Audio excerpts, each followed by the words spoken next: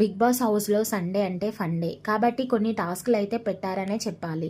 ఇక ఇందులో భాగంగా నాగార్జున గారు గార్డెన్ ఏరియాలో కొన్ని హీరోస్ ఫొటోస్ని ఏర్పాటు చేశారు.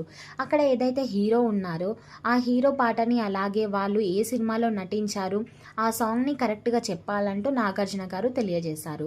ఇక ఇందులో భాగంగానే సుమన్ శెట్టి, మాధురి గారు మొదటగా పార్టిసిపేట్ చేయగా సుమన్ శెట్టి చెప్పడంతో సుమన్ శెట్టి నిజంగా అదరగొట్టావంటూ నాగార్జున గారు సూపర్ అంటూ మెచ్చుకున్నారు.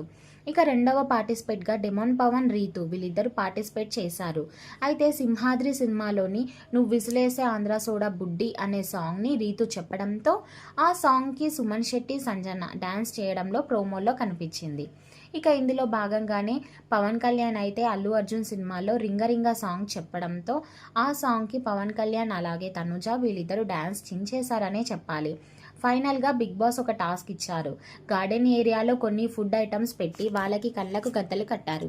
అయితే కళ్ళకు గంతలు కట్టుకున్న వాళ్ళు ఆ ఫుడ్ ఐటమ్స్ని టేస్ట్ చేసి ఆపోనెట్గా ఉన్న వాళ్ళు చెప్పించాలి. ఇక ఇందులో భాగంగానే రాము రాథోడ్ గనక నిమ్మకాయని టేస్ట్ చేసి అది ఎదురుగుండా ఉన్న రమ్యకి చెప్పిస్తున్నాడు. రాము రాథోడ్ అయితే పులిహోరలలో ఎక్కువగా వాడుతారు అంటే దానికి రమ్య తాలింపు అంటే తాలింపు కాదు నిల్వ ఉంచడానికి అంటే రమ్య ఏదేదో చెప్తుంటే హౌస్లో ఉన్న కంటెస్టెంట్స్ నవ్వుతున్నారు. ఇక కట్ చేస్తే సంజన, రమ్య వీళ్ళ ఇద్దరిని ఎలిమినేషన్ రౌండ్లో పెట్టారు.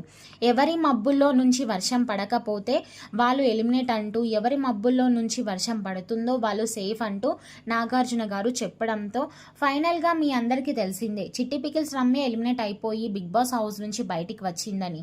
మరి ఈ ఎపిసోడ్ కోసం ఎంతమంది వెయిట్ చేస్తున్నారో కామెంట్ చేయండి.